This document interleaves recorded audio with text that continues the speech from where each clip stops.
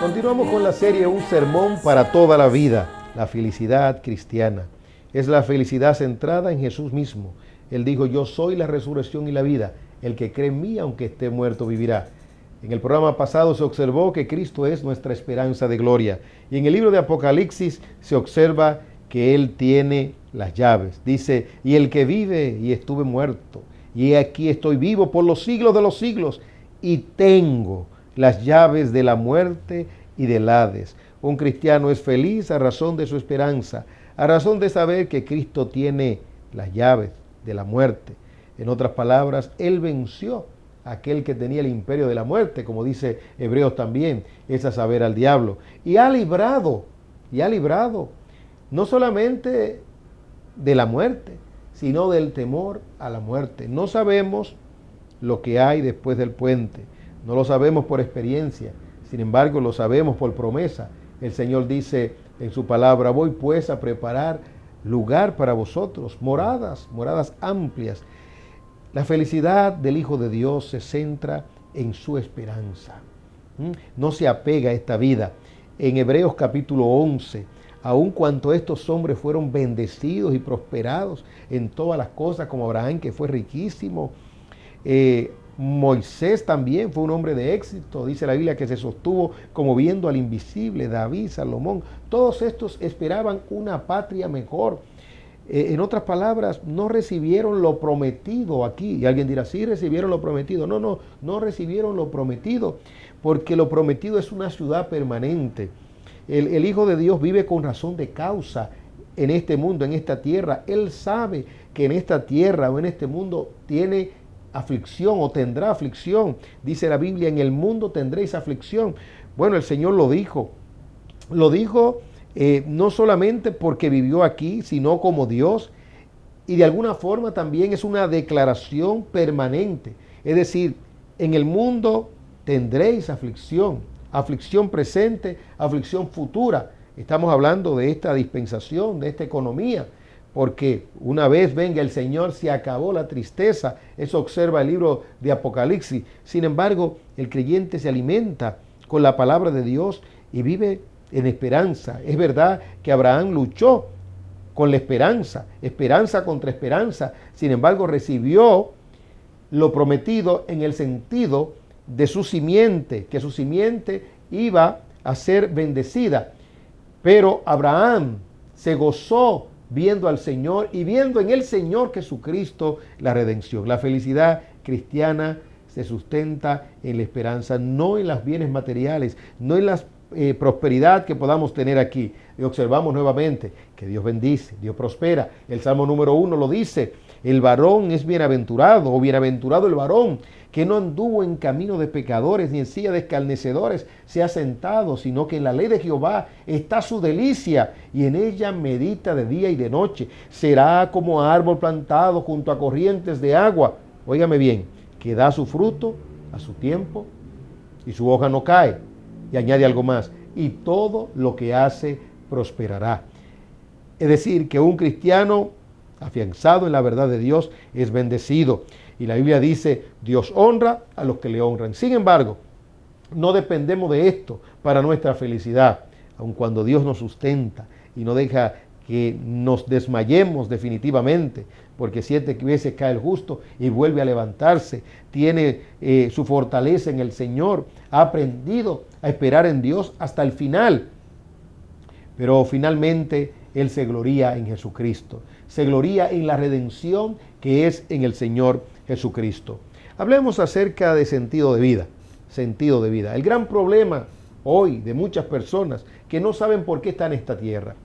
Hay personas que simple y llanamente viven hasta que en un momento determinado se chocan con su propia realidad o con su propia existencia. Piensan, bueno, de para qué y por qué están en este mundo. Y piensan en su final también. Y se deprimen. Y algunos caen en una situación de melancolía, de frustración y de desesperanza.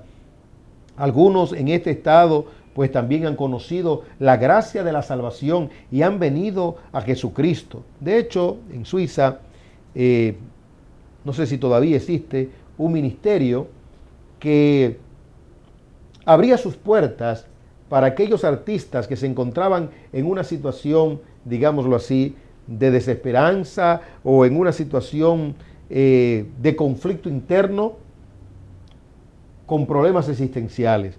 Y había una ayuda bíblica conduciendo a estas personas al camino de Dios. Un cristiano sencillo, común y corriente, ordinario, cuando se encuentra con la gracia de Dios, cuando se encuentra con el Señor Jesucristo, sabe por qué y para qué está en esta tierra. El Señor dice, vosotros sois la sal de la tierra. Pero si la sal se ha vuelto insípida, ¿con qué se hará salada otra vez? Ya para nada sirve, sino para ser echada fuera y pisoteada por los hombres. Ese es el sentido de vida. Un creyente, si no descubre esto, está perdido. Es sal. En otras palabras, Él está en esta tierra.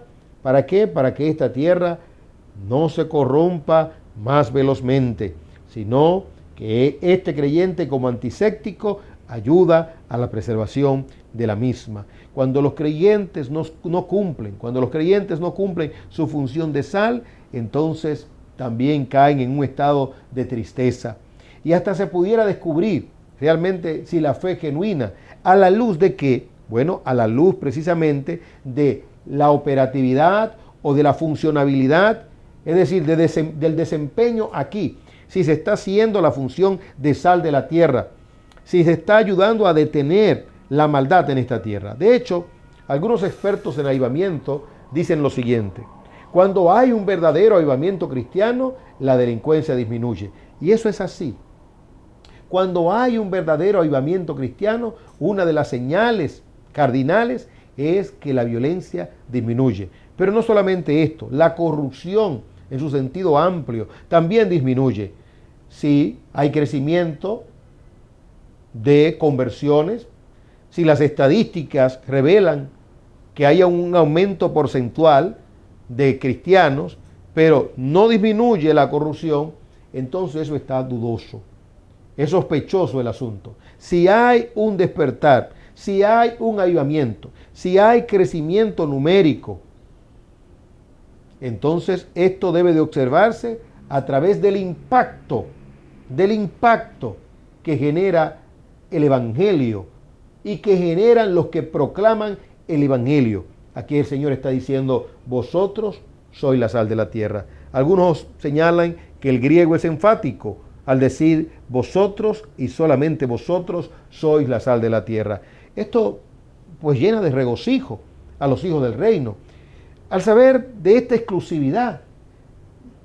Y esta exclusividad es mostrada por el Señor con relación a su persona, pero también con relación a sus discípulos. Por ejemplo, Él dice, yo soy el camino, pero no dice un camino, sino dice, yo soy el camino. No dice, yo soy una verdad, dice, yo soy la verdad. No dice, yo soy pues una vida, dice, yo soy la vida. Y observe usted, nadie, dice Jesús, viene al Padre si no es por mí. Es decir, que el movimiento ecuménico encuentra un conflicto con esta declaración contundente del Señor Jesucristo, de la exclusividad. También señaló Jesús, solo hay un Dios y solo hay un mediador entre Dios y los hombres, dice él, únicamente Jesucristo hombre. Dice también, yo soy el pan de vida, yo soy la puerta, yo soy la resurrección y la vida, yo soy el camino, ya lo hemos observado.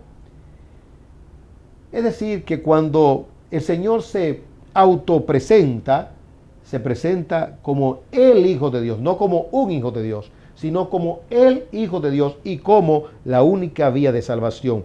No hay otro nombre debajo del cielo, dice el apóstol Pedro. No hay otro nombre debajo del cielo en el cual podamos ser salvos, sino en Jesucristo. Y no hay otro fundamento que el que está puesto, el cual es Jesucristo. Es la piedra angular. Eso es lo que presenta el Evangelio. Pero cuando el Señor se refiere a sus seguidores, a sus discípulos, a los que han creído en Él, entonces dice, vosotros y solamente vosotros sois la sal de la tierra. Esta valía debería a todo creyente llevarlo a ser cada vez más diligente. Debería llevarnos también a ser más entusiasta y a sentirnos sumamente privilegiados. Pero no solamente dice, vosotros sois la sal de la tierra, dice también, vosotros sois la luz del mundo. Y observa nuevamente, vosotros y solamente vosotros. Alguien habló de los ilustrados de Dios. Al hablar de luz se habla de conocimiento. Todo creyente es un ilustrado en el sentido de que tiene un conocimiento de la verdad de Dios, de su condición y un conocimiento también del futuro en cuanto a la culminación de todo cuanto existe. Y el texto observa, vosotros sois la luz del mundo. Una ciudad asentada sobre un monte no se puede ocultar, ni se enciende una lámpara y se pone debajo de un almud, sino sobre el candelero y alumbra a todos los que están en la casa. Así brille vuestra luz delante de los hombres, para que vean vuestras buenas obras o vuestras buenas acciones y glorifiquen a vuestro Padre que está en los cielos. Un predicador le hizo una pregunta a su padre que, se había dedicado al evangelio y a la obra misionera, y le preguntó acerca de la tristeza o de la depresión de algunos creyentes. Y este anciano con sabiduría declaró lo siguiente, le declaró a su propio hijo, que en su experiencia lo que él había observado es que los creyentes, los cristianos, que proclaman el evangelio, que comparten la fe con otras personas, tienden a ser alegres y entusiastas. Y ese es el punto. Cuando hay carencia de alegría, cuando hay carencia de gozo, es porque probablemente haya una centralidad, un egoísmo inadmisible, inaceptable en los ciudadanos del reino. Los ciudadanos del reino no podemos ser como el mar muerto, que no da, sino que debemos de dar de gracia lo que de gracia hemos recibido. Debemos de salar con nuestra santidad, con nuestra conducta, y debemos de alumbrar proclamando la verdad a toda persona. Cuando lo hacemos así, entonces somos felices. No importa si usted es una persona entrada en edad, o si es un joven, o si es un niño. Cuando era un niño, en mi caso, mi gozo era compartir la palabra a otros niños y proclamar la veracidad del Dios de Israel. Hasta graficaba en tierra a la luz de las historias bíblicas que recibía en la niñez, y le decían, ven ustedes ese pueblo pequeño, pero con un Dios grande. Y los adversarios de ese pueblo no podían destruirlo, porque el Dios de los cielos estaba a favor de esa nación, estaba a favor del pueblo de Israel. Luego, en mi juventud también hacía lo mismo. Me levantaba en las guaguas y proclamaba la palabra de Dios y decía, el que tenga oídos para oír, que oiga. Cuando me montaba en un carro público, compartía la palabra de Dios. Lo consiguiente era salir de ese carro público lleno de alegría, con lágrimas en los ojos, contento de haber proclamado la verdad de Dios. Y hoy en día es lo mismo. Cuando proclamo la verdad de Dios y cuando anuncio todo el consejo de Dios, mi corazón se llena de gozo y de alegría y de paz. Cada creyente está llamado a ser sal. Cada creyente está llamado a ser luz. Que el Señor nos ayude. Seguiremos hablando de la dicha de ser cristiano en un sermón para toda la vida. Y por favor, no se pierda esta segunda parte, porque trataremos algo relacionado con los estándares del reino de Dios, con la justicia del reino de Dios. Si vuestra justicia no fuese mayor que la de los escribas y fariseos, entonces dice el Señor, no entraréis en el reino de los cielos.